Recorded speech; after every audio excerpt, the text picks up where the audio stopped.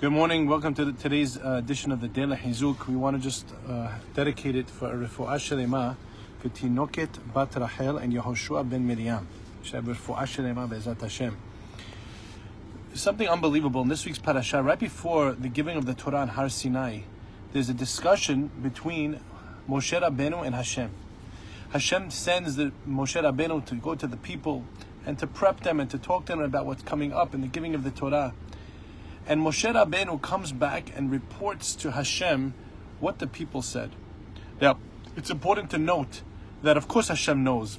Rashi points out that it's derech eretz. Hashem gave him a job. He's going back, Moshe, to tell Hashem, even though Hashem knows everything. That's not the point. But Moshe Rabbeinu tells Hashem something so beautiful. He says, Hashem, when I talked to them and I spoke to them about getting the Torah, you know what they said? We want to hear it straight from Hashem.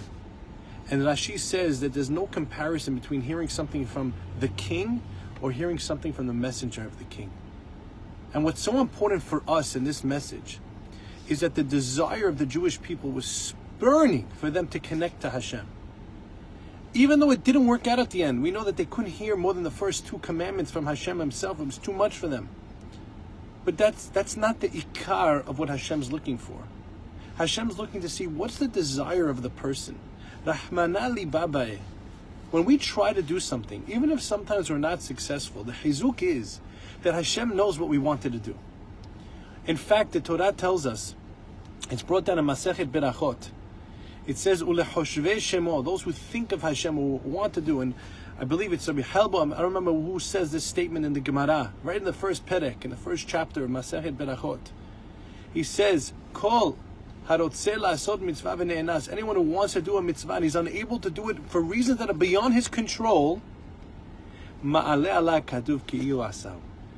Torah looks at it as if he did it. Because at the end of the day, Hashem looking for the heart.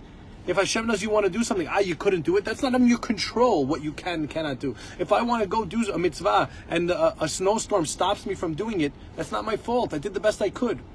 In fact, the Satmar Rebbe says the best Brit Milah, he was also a Mohel, was the one that he missed because of a snowstorm or he missed the plane. If it wasn't his fault, the plane broke down, whatever it was. He says, because now it's a perfect Brit Milah, because Hashem gives me credit for doing it. It's perfect. This is what we have to realize. We have to get our heart to want it. We want to get close to Hashem, want to learn Torah, want to become great people. Once we want it, Hashem, if we can, we can. We make it to the class, we don't make it to the class. That's not in our control all the time. But our heart is in our control. Have a great day.